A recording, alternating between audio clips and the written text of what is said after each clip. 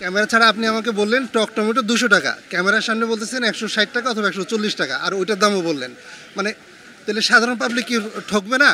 সাধারণ পাবলিক আমি তো নতুন ভাই, জানি না, আরেকজন মিরপুর 6 নম্বর বাজারে ক্রেতা বুঝে দাম ঠিক করেন সবজিওয়ালারা।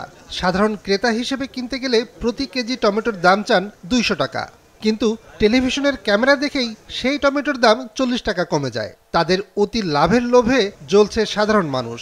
বেশি হইলেও তারা যে দাম, ওই কম হইলেও একই দাম। অনেক অনেক আগে থেকে অনেক বেশি। যেখানে 2 কেজি কিনতাম সেখানে আধা কেজি 1 কেজির উপর যেতে পারি না। ভোক্তারা বলছেন প্রতিদিনকার প্রয়োজনীয় সবজি কিনতেই চলে যায় বেতনের বড় একটা অংশ। ফুলকপি 60 টাকা, সিম 60 টাকা, সিম 100 টাকা, আলু হচ্ছে 140 টাকা, বেগুন 100 টাকা, তাল বেগুন 120 টাকা, সাদা 100 টাকা, আর শসা হচ্ছে 20 টাকা, জালি হচ্ছে 80 টাকা।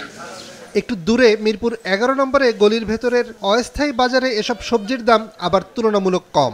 শসা হলো 70 টাকা, লতি 80 টাকা, বটবড়ি হলো 80 টাকা, মূলা 50 টাকা, পেঁপে 50, ফুলকপির পিস 50। ক্রেতাদের অভিযোগ, একই পাইকারি আড়ত থেকে সব খুচরো ব্যবসায়ী সবজি কেনেন, কিন্তু তা বিক্রি করেন কয়েক গুণ বেশি দামে। যা যা মন চায় কই আলাইলো, ঠিক আছে, দেশে সরকার নাই তো, মুখ তো যায় তাই কই আলায়। অভিযোগ, খুচরা দোকানীদের অতি মুনাফার কারণেই দাম বেশি। উচ্চ মূল্যের চক্র থেকে বেরিয়ে আসতে রাজধানীর মিরপুর এলাকায় শুক্র ও শনিবার আড়ত থেকে সবজি কিনে তুলনামূলক কম দামে বিক্রি করছেন কয়েক তরুণ। এটা আমরা আসলে বাজার নিয়ন্ত্রণের জন্য করছি। আমরা গাড়ি ভাড়া রেখেও 5 টাকা করে আমরা প্রফিট রাখি।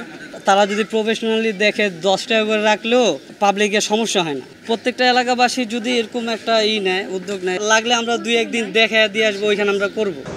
কৃষি উন্নয়ন কর্পোরেশন বিএডিসি রাজধানীতে 4টি সেলস সেন্টার ও 26টি ট্রাকে করে বাজারের চেয়ে কম দামে কয়েক ধরনের সবজি বিক্রি করছে। বাজারে হলো আলু হলো 80 টাকা 75 টাকা এরকম কেজি, এই জায়গায় হলো 30 টাকা কেজি। বাজারে থেকে অনেক কম দাম ভাবি। হ্যাঁ হ্যাঁ হ্যাঁ। ডিম যদি ডজন বলেন 110 টাকা, কচু এটা 20 টাকা, আপনার ওই আলু 30 টাকা কেজি, পেঁয়াজ হলো 70 টাকা কেজি।